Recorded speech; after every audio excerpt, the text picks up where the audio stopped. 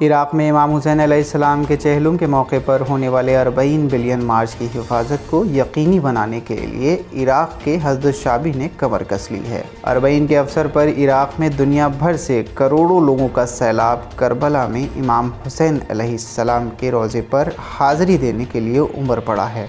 Najaf और Karbala के बीच पैदल मार्च को 40 बिलियन मार्च के नाम से याद किया जाता है।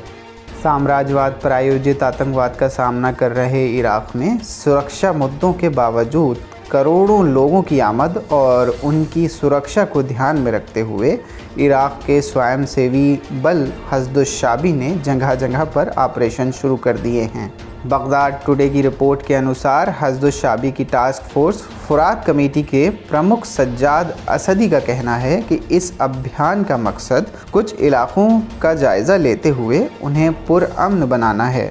इस बल ने यह ऑपरेशन उत्तरी बाबुल, करबला के उत्तरी और दक्षिणी क्षेत्र तथा नजफ़ के रेगिस्तान और बयाबान वाले इलाक़ों में अमन और सुरक्षा व्यवस्था बनाए रखने के लिए अगले 20 दिन तक जारी रहेगा। उन्होंने कहा कि इस ऑपरेशन का मकसद इमाम हुसैन अलैहिस्सलाम के चहलुम पर आने वाले ज़ायरीन की सुरक्षा को यकीनी बनाना और उन्हें हर तरह से सुरक्षा देना है।